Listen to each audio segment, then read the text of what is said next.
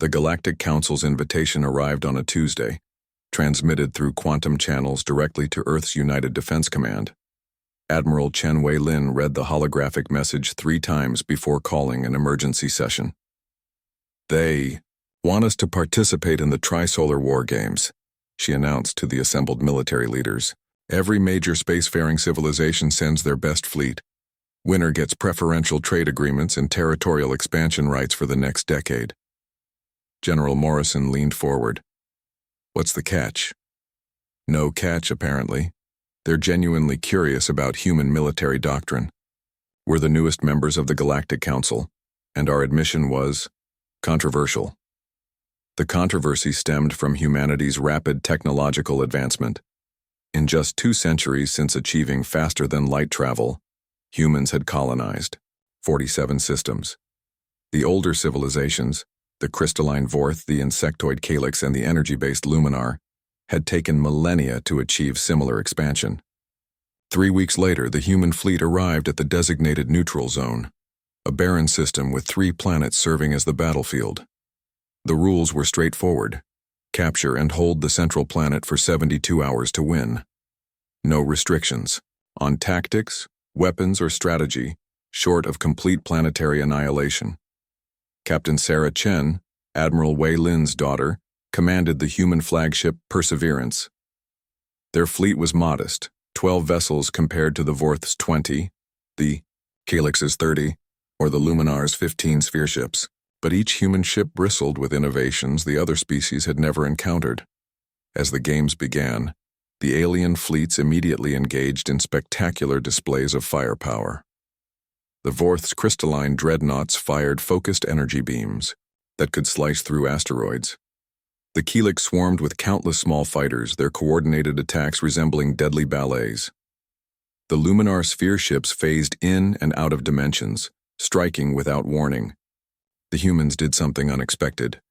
They retreated. "Cowards," transmitted the Calyx hive mind. "Already fleeing?" Captain Chen smiled as she watched her tactical display. While the 3 alien fleets pummeled each other in space, her ships had taken positions around the system's asteroid belt. But they weren't hiding. They were working. Human engineering crews had been busy for the past 18 hours. Using their ship's advanced fabrication systems, they had converted hundreds of asteroids into automated mining platforms. Each platform was equipped with fusion reactors, basic AI, and most importantly, manufacturing capability. "Ma'am, the factories are at 90% capacity," reported Lieutenant Torres. "Excellent. Begin Phase 2.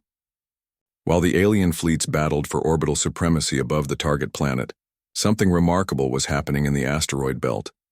The automated factories weren't producing weapons or ships, they were manufacturing infrastructure. Within 48 hours, the humans had established a complete supply chain in space. Mining platforms extracted raw materials, processing stations refined them, and fabrication units churned out everything from communication satellites to defensive platforms. The alien commanders finally noticed when their long-range sensors detected massive construction activity. "What are the humans building?" demanded Vorth Fleet Crystal Zazith. The answer became clear when 300 newly manufactured human drones descended toward the target planet, not as weapons but as construction equipment. While the aliens fought each other in space, the humans were building a city on the planet's surface. "Impossible," screeched the Calyx Queen commander. "You cannot win by construction." "Watch us," Captain Chen replied calmly. The human strategy was unprecedented in galactic warfare. Instead of trying to destroy their enemies, they had simply outbuilt them. By the time the alien fleets had finished weakening each other through combat, the humans had established a fully functional colony on the target planet. Landing craft descended carrying not soldiers but families, teachers, doctors, engineers, artists, an entire community ready to make the planet home. Within hours, they had established schools, hospitals, farms, and even a small theater. The Galactic Council observers were stunned. "This is not war," protested High Arbiter Quenth. "Check your rules," Admiral Wei-Lin responded from her flagship. "The objective was to capture and hold the planet for 72 hours. You never..." specified how. The alien fleets, exhausted from their battles and low on resources, found themselves facing an impossible situation. The humans hadn't just occupied the planet, they had transformed it into a thriving settlement. Any attack would be seen as an assault on civilians, which violated every galactic treaty. More importantly, the humans had done something none of the other species had considered. They had made the planet worth keeping. While the aliens saw it as a strategic asset, the humans had seen it as a potential home. "How did you mobilize so quickly?" asked Fourth Fleet Crystal Zazith during the post-game negotiations. Captain Chen gestured toward the planet below, where human children were already playing in the first parks. "We didn't bring a military force, we brought a civilization." The Calyx Queen Commander clicked her mandibles thoughtfully. "Your species fights differently than ours." "We don't fight to destroy," Admiral Wei Lin explained. "We fight to build. Every human conflict in our history has ultimately been about creating something better than what came before.